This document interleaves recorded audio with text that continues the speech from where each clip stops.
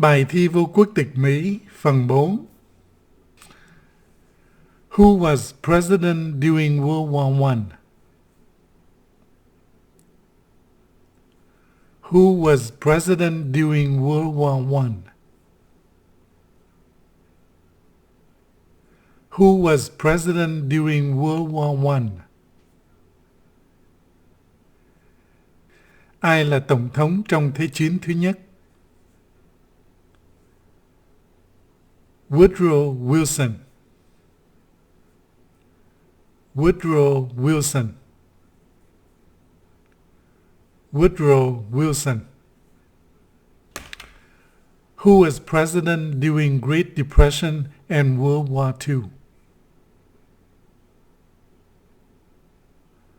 Who was president during Great Depression and World War II? Who was president during Great Depression and World War II? Ai là tổng thống trong thời kỳ khủng hoảng kinh tế và Thế chiến thứ hai? Franklin Roosevelt. Franklin Roosevelt. Franklin Roosevelt. Before he was president, Eisenhower was the general. What war was he in? Before he was president, Eisenhower was the general. What war was he in?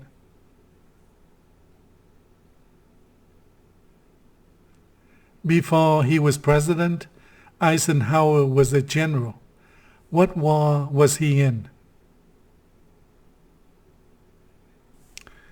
Trước khi trở thành tổng thống, Eisenhower là tướng lãnh. Ông đã chiến đấu trong cuộc chiến nào? World War II. World War II. World War II. Thế chiến thứ hai. What movement trying to end racial discrimination? What movement trying to end racial discrimination? What movement trying to end racial discrimination? Phong trào nào tìm cách chấm dứt sự phân biệt chủng tộc? Civil Rights Movement. Civil Rights Movement. Civil Rights Movement. Phong trào dân quyền. Name one American Indian tribe in the United States.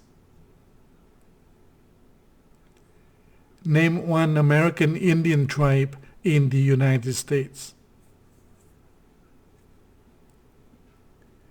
Name one American Indian tribe in the United States. Kể tên một bộ lạc da đỏ tại Mỹ. Cherokee. Cherokee. Cherokee. Navajo. Navajo. Navajo. Navajo. Sioux. Sioux. Sioux. Chippewa. Chippewa. Chippewa. Choctaw. Choctaw. Choctaw. Pueblo. Pueblo. Pueblo. Apache. Apache. Apache. Iroquois. Iroquois. Iroquois. Creek. Creek. Creek. Blackfeet. Blackfeet. Blackfeet. Cheyenne. Cheyenne. Cheyenne. Arawak. Arawak. Arawak, Shani, Shani, Shani, Mohegan, Mohegan, Mohegan, Huron, Huron, Huron, Oneida, Oneida, Oneida, Lakota, Lakota, Lakota, Crow, Crow, Crow, Teton, Teton, Teton, Hopi, Hopi, Hopi, Inuit, Inuit, Inuit. What is the rule of law? What is the rule of law? What is the rule of law? Thượng tôn luật pháp là gì? Everyone must follow the law. Everyone must follow the law. Everyone must follow the law. Mọi người đều phải tuân theo luật pháp. Leaders must obey the law. Leaders must obey the law. Leaders must obey the law. Những người lãnh đạo đều phải tuân theo luật pháp. Government must obey the law.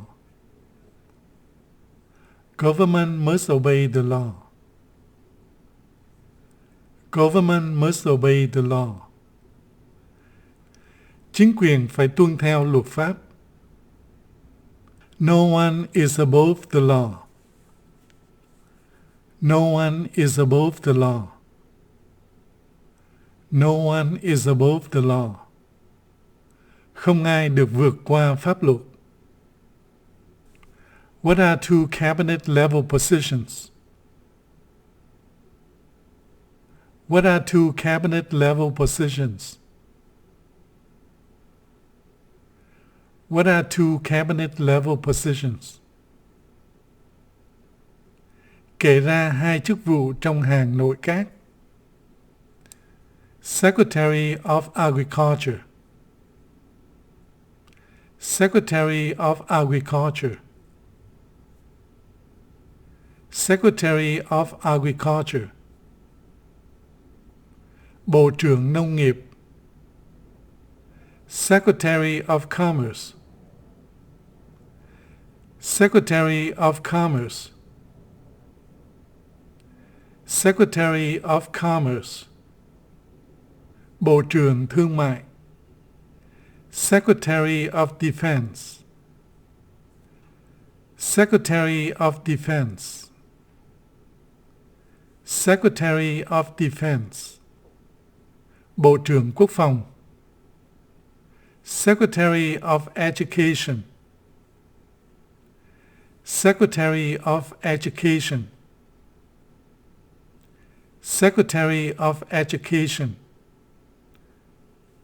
Bộ trưởng Giáo dục. Secretary of Energy. Secretary of Energy. Secretary of Energy. Bộ trưởng Năng lượng. Secretary of Health and Human Services. Secretary of Health and Human Services. Secretary of Health and Human Services. Bộ trưởng Y tế và Phục vụ Nhân sản. Secretary of Homeland Security. Secretary of Homeland Security. Secretary of Homeland Security. Bộ trưởng Nội an. Secretary of Housing and Urban Development. Secretary of Housing and Urban Development. Secretary of Housing and Urban Development. Bộ trưởng Gia cư và Phát triển đô thị. Secretary of the Interior. Secretary of the Interior. Secretary of the Interior. Bộ trưởng Bộ Nội vụ. Secretary of Labor. Secretary of Labor. Secretary of Labor. Bộ trưởng Lao động. Secretary of State. Secretary of State. Secretary of State. Bộ trưởng Ngoại giao. Secretary of Transportation. Secretary of Transportation. Secretary of Transportation. Bộ trưởng Giao thông. Secretary of the Treasury. Secretary of the Treasury. Secretary of the Treasury.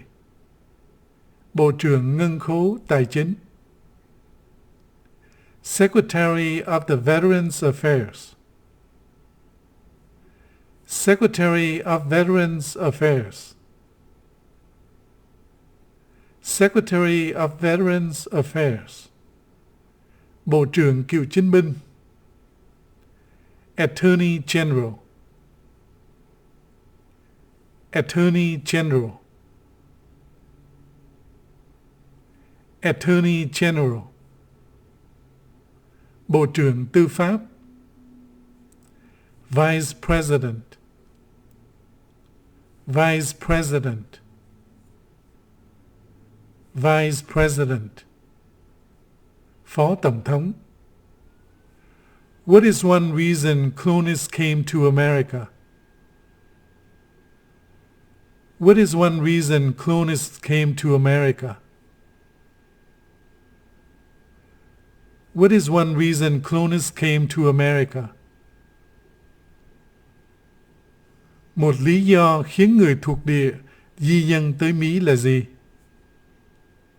Freedom. Freedom. Freedom. Tự do. Political liberty. Political liberty. Political liberty. Tự do chính trị. Religious freedom. Religious freedom. Religious freedom. Tự do tôn giáo. Economic opportunity. Economic opportunity. Economic opportunity.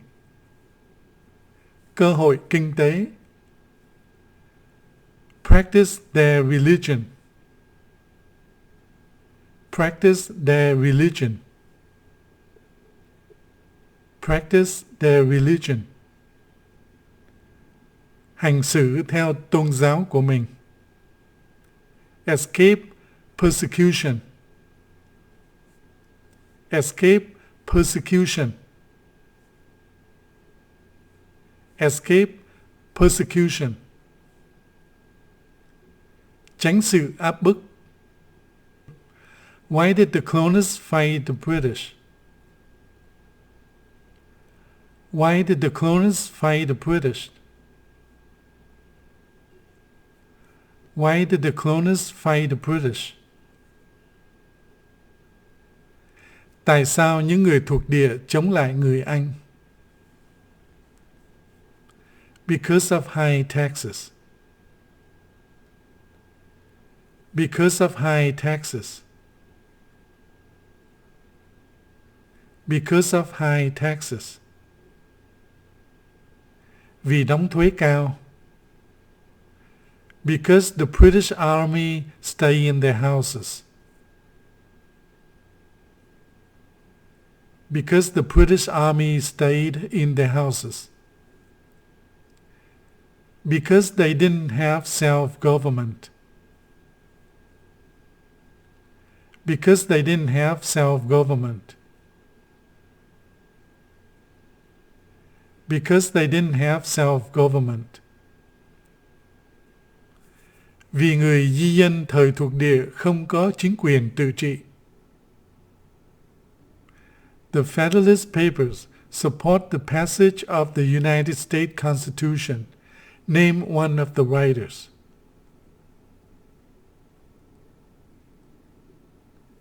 The Federalist Papers support the passage of the U.S. Constitution. Name one of the writers.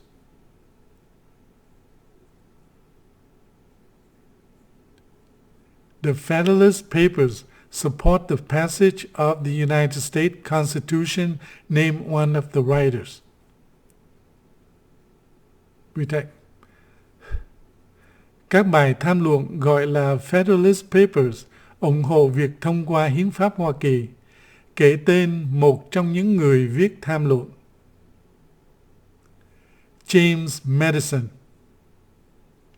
James Madison. James Madison. Alexander Hamilton. Alexander Hamilton. Alexander Hamilton. John Jay. John Jay. John Jay. Publius. Publius. Publius. What is one thing Benjamin Franklin is famous for? What is one thing Benjamin Franklin is famous for? What is one thing Benjamin Franklin is famous for? Một việc gì làm Benjamin Franklin nổi tiếng? U.S. diplomat. U.S. diplomat. U.S. diplomat. Nhà ngoại giao Hoa Kỳ. Oldest member of the Constitution Convention. Oldest member of the Constitution Convention. Oldest member of the Constitution Convention. Thành viên già nhất của Đại hội lập hiến.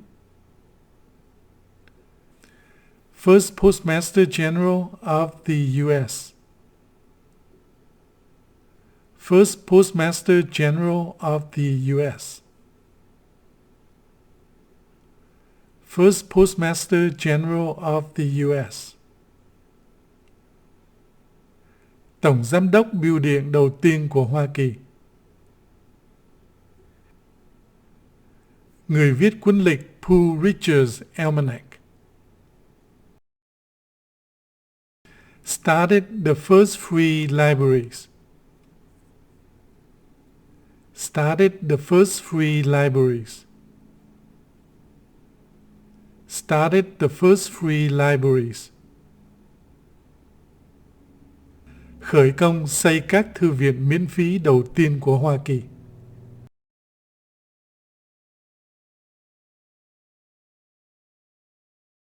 Bài thi vô quốc tịch Mỹ đã chấm dứt. Mến chúc quý bạn học và nhớ những bài thi này để khi thi vô quốc tịch Mỹ được thành công. Chúc quý bạn đầy may mắn.